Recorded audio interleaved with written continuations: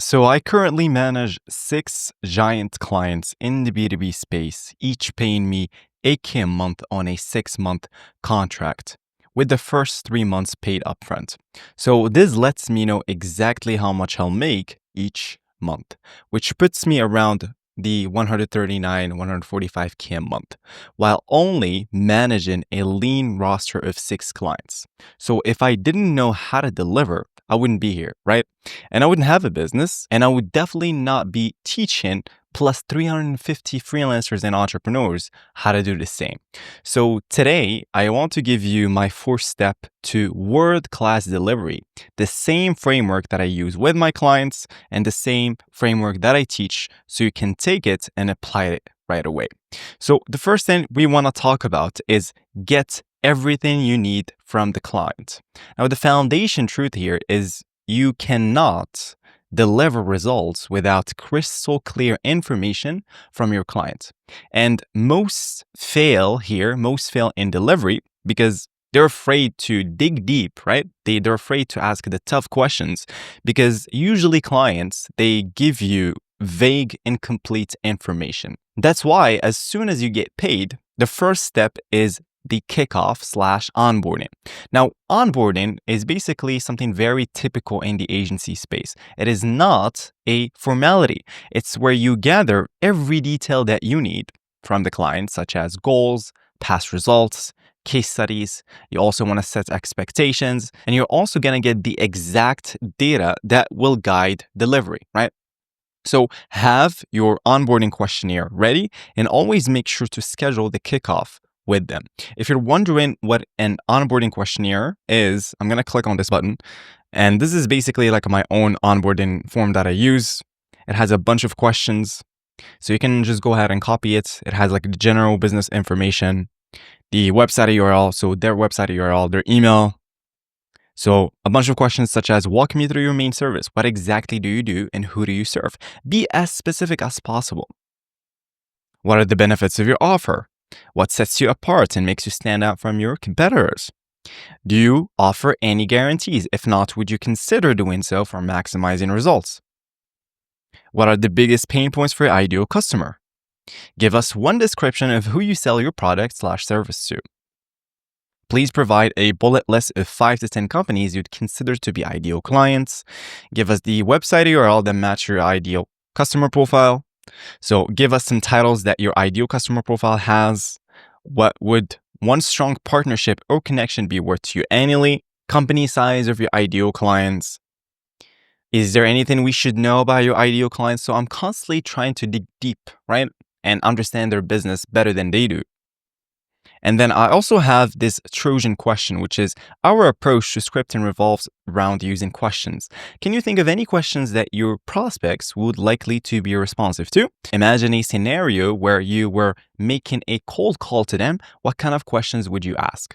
So you can simply just copy these questions and just plug them into your form. I'm just using Typeform. You can use any form that you want, such as Tally, Jotform, anything really, or even like Google Form. Okay, but just make sure you have like your brand here, your logo here, essentially everything sexy and looks clean. Okay, let's go back. Now, I did not always get this right. In fact, some of my biggest mistakes early on came from not running onboarding properly. So I'm going to walk you guys through the 2 mistakes, the 2 fatal biggest mistakes that I've done, okay? And the first mistake that I made early on is I don't want to seem unprofessional by asking too many questions. And I get it, okay? I get where the behavior comes from because I used to basically do the same, right?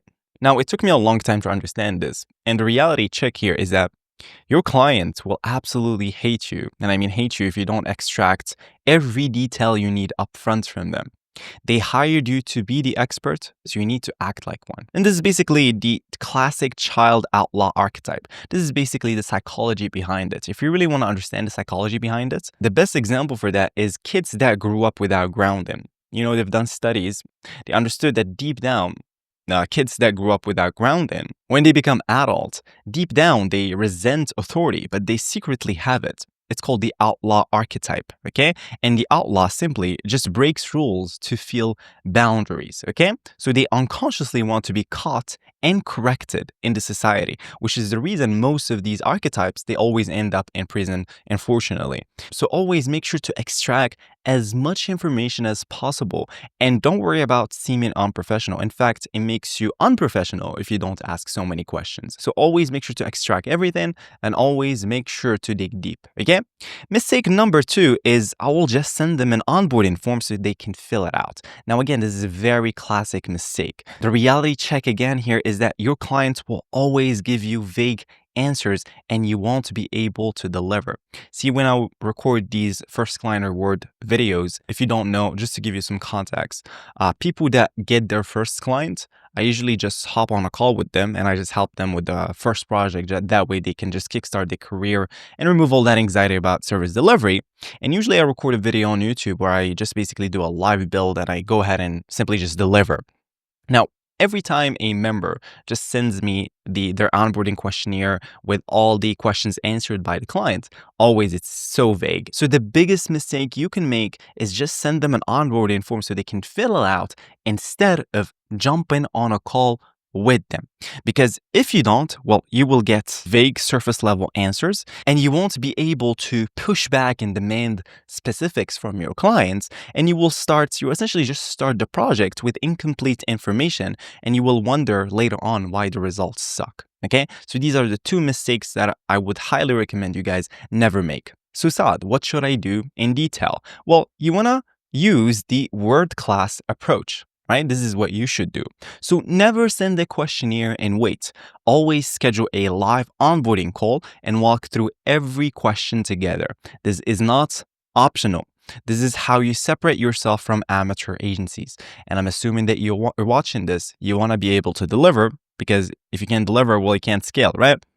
So during those onboarding calls, okay, let's say they give you vague answers because this is typical, right? Use these extraction techniques. So this is how I train my VAs and SDRs. This is basically taken from my SOPs in Notion. So these are 3 extraction techniques, basically like 3 extraction conversational frameworks. So for example, you would say, let's focus on your absolute sweet spots, the type of clients that bring in the most revenue and closes the fastest. Forget about everyone else's for now. What does that perfect client look like specifically to you? Okay, this is the first question. It's called the sweet spots reframe. Now, let's talk about the clone question. So you would say, tell me about your best current client, the one you wish you could clone 10 times over. What industry are they in exactly? What's their revenue size? Who was the decision maker? What problem did you solve? What made them pay you? Etc. So this is going to help you a ton. And then we also have the pain point drill, another extraction technique. What was keeping them at night before they found you? What specific words did they use to describe the problem? How much was this problem costing them monthly? So these are all questions that you can use, okay?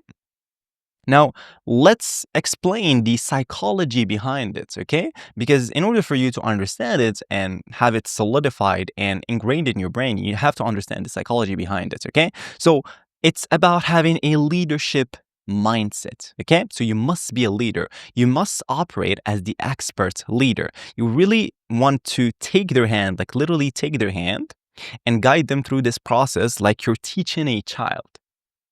If you don't establish this dynamic immediately with your client, well, unconsciously, they will view you as just another vendor instead of a strategic partner. So you always want to be seen as high authority, high status, not just another vendor that is replaceable. You want to be irreplaceable, okay? Because this is how you scale. And this is exactly what I've done. And there's the reason why all my clients respect me. Okay? So you want to demand that respect from your clients, and the way you're going to get that respect is by having a leadership mindset, okay? And if you really want to understand it, this is the same dynamic that shows up in dating, friendships, and even family ties. And I'm going to explain this to you shortly. So just like in relationships, those who don't lead the clients is the same as partners who don't lead the relationship, right? So if you don't step into the frame of I know the path, let me guide you, let me hold your hand, the other person unconsciously puts you in the category of replaceable, just like I said. So in business, that's literally vendor. In dating, there's just another option. So you do not want to be another option. You want to be the only option, okay? So if you hesitate, okay, and make them carry the emotional / logistical load and the logistical burden, well, they won't really respect you unconsciously. Even if they don't say it, well, unconsciously they will not respect you, because leadership and clarity creates safety in work and in love. Okay. So you're gonna notice that clients unconsciously test you by holding back. They don't really do this consciously. It just happens unconsciously, which is a human tendency. We all as humans have this tendency, okay? So just like I said, just like people in relationships test whether you'll establish the dynamic. If you don't, they'll unconsciously pull away and dominate you. So the one that doesn't take initiatives waits for the other to lead and ends up being resented. So if you don't lead, you will be led, okay? All right, next thing, reframe their service / offer about money. This is really, really important, because the brutal truth here, and what I want you guys to understand, is that nobody gives a damn about saving time, improving efficiency, or increasing visibility, all these vague offers that most businesses have. The only thing that matters is making more money, which is the reason why I niche down to a sales agency instead of a generic AI and automation agency, but that's a topic for another day. But you want to reframe their service / offer about money. And I'm going to walk you through the 3-step revenue translation process, okay? Which is basically, in simple terms, right? Change your client's promise from I'll do a marketing / software / whatever activity they have to I'll create a specific revenue result. Now, here are the practical steps. Step 1 is find the real outcome, okay? Ask your clients, if this worked perfectly, what would your clients actually get? Let me give you 3 examples. Let's say their ideal client is dentists and they provide Google visibility or like ranking on Google. Well, for dentists, it's not really higher Google ranking. It's more like new patients walking through the door, right? Let's say their ideal client is SaaS companies. Well, it's not better lead generation, it's more qualified demos and closed deals. So you want to reframe it about money. Let's say the ideal client is consultants. Well, it's not increased visibility, it's more like high value clients who are ready to pay premium fees. Step 3 is put a hard number on it, okay? Because I would always say vague promises kill deals. Specific numbers close them. Okay, so let's take the 3 examples. So instead of increased patient flow, well, it's 5 to 10 new patients per month. Instead of more qualified leads, well, it's 15 to 25 qualified demos monthly. Instead of better visibility, 3 to 5 enterprise clients annually. Okay, step 3 is translate that into dollar signs. Okay, this is where the magic happens. So you want to convert everything into revenue impact. Okay, so for example, let's pick the 3 examples. Okay, if one dental patient equals $1,000 lifetime value, then obviously 10 new patients is $10,000 and extra revenue. If one SaaS demo equals $5,000 of average deal size with 20% close rates, well, then 20 demos is $20,000 a month in new revenue. Now, if one consulting client equals $25,000 annual value, then 3 clients is $75,000 a year in additional revenue. So the result here is your offer transforms from Google Maps optimization to $10,000 a month in guaranteed extra revenue. So now your client's offer makes sense to the other party, right? Now, here are some example transformations. So before it was, will improve your LinkedIn presence. After it's, will generate $50,000 in new business through strategic LinkedIn connections. Before, which is, will optimize your email campaigns. After is, will add $25,000 monthly recurring revenue through our email systems. So always revenue, always be specific, and always tied to their bottom line, because this is what every business cares about, okay? The third thing we're going to talk about is start with their best case study. Okay, this is the biggest mistake, is trying to target everyone from day one. And you're going to notice that when you hop on these kickoff / onboarding calls, most of the clients are going to be like, yeah, we want to target multiple industries. Okay, now this is how you burn through budgets with 0 results. Okay, and this is a big mistake that I used to make. So you want to start with a proven winner and find more of this exact same profile. It makes sense, right? So start from the best case study and reverse engineer, right? Instead of reinventing the wheel, right? Now, the benefit of this is that you can target a relevant audience. They match the success story profile perfectly, and you get also easy wins, so less trial and error and faster results. And it also increases your confidence, right? Because you're not guessing, you're just replicating success.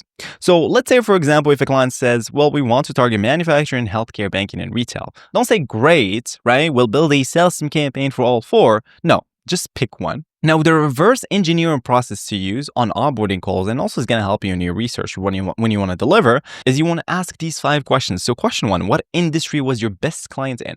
What was their specific pain point that led them to hire you?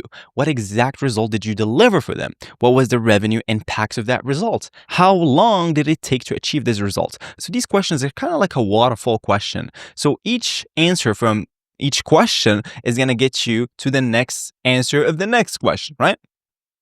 So once you have the answers, well, you're going to go ahead and find 2,000 to 5,000 companies with this exact same profile, right? Same industry, same size, same pain point indicators, and same decision maker titles. So you want to get this example clear answer from your client. So our best client was a 50% accounting firm struggling with client acquisition. We helped them land 8 new $5,000 a month clients in 90 days through strategic networking. So now the answer is going to come to your brain. Okay, well, let's just find another 50% accounting firm with the same challenges and just basically connect the two, right? Now, let's talk about the fourth thing, which is the proof stack messaging method. Now, I left you this template that I currently use. This is basically like a win-in template. Now, in my agency, we have something called win-in templates. So when we build these sales systems for our clients, typically in NA10 or like Make.com, and we also handle their outreach, well, we use these types of templates. So this is straight from our win-in templates. So working with a service provider, so this is your client, who just helped similar company, which is basically their case study, achieve specific results. They specific outcome that relates to the money, which is exactly what we talked about, with an intro if relevant pain points is on your radar. Now, the reason why this show is called outreach, and it's the reason why I crushed my competition and I keep making tons of money, well, basically printing money with AI and sales systems while most are still guessing, is because I came up with something called the connector angle. Because the connector angle has no selling pressure, okay? You're just making an introduction, right? And also, it has a social proof because someone like them usually got results. And we also have something called relevance, so which means the pain point is validated and proven in their markets. And it also signals curiosity and authority. So they want to know more about the solution, and you clearly know their industry and challenges, right? Now, here are 3 industry-specific examples. We have a recruitment example, cybersecurity example, and healthcare example. So make sure to just read this slowly and just go ahead and like try to write like 1 to 2 emails just like this using this template, okay? For example, pick a specific customer, right? This is something that I used to do back in the scaling days and then when I wanted to improve my copywriting is I would just pick a random company on the internet and I'll just try to email them manually, okay? And this is how I came up with all the methods and all the frameworks that I use in my company. And this is something that's going to help you guys a ton. Okay, so make sure to read this slowly and digest the information. You can use this templates, just like I said. Let's talk about the bonus right now, which is setting bulletproof expectations for your clients. Now, the conversation is going to be as follows. Here's exactly how we're going to approach this. We're starting with your proven case study angle because it guarantees the fastest result. This isn't us being lazy. This is us being strategic. This is exactly what I say, like word for word. Most agencies fail, so I add more of like my social proof because they try to target everyone at once. We're going to nail this one angle first, get you 3 to 5 quick wins to build momentum, then expand to other markets once we've perfected the system. Now, this establishes you as the strategic leader, just like I said, having the leadership mindsets, and also prevents something called scope creep, right? And client meddling, so they don't have to keep pinging you every single time, right? You want to do your work. You don't want to be annoyed. If you're like me, I don't like to be annoyed when I'm doing my work, right? It also creates this confidence in your methodology because this confidence is going to help you a ton to deliver and also land more clients in the future. It also positions you as a consultant, not an order taker. So you're no longer a glorified freelancer, which is the identity that always keeps you poor. You do not want to be a glorified freelancer. You want to be a strategic partner. Okay, you do not take orders from clients. So in closing, Like I said, world-class delivery isn't about flashy strategies. It's about taking what already works for your clients and multiplying it, which is going to be simple, predictable, and profitable. And in life, most things that actually make money are simple, predictable, and this way they are profitable. Okay? So you do not want to be like most people in the AI and automation space because they're poor and they're addicted to building systems that don't make a single dollar. Okay, unfortunately. So don't stack complexity, multiply what works, and master that, okay? And you'll never struggle with client delivery again, just like I never struggle with client delivery. And by the way, just before I end this video, I remember lying awake at night, worrying if I could deliver for my first clients. And I wanted to share this. What I learned is clients don't really expect magic. They just want more of what already works.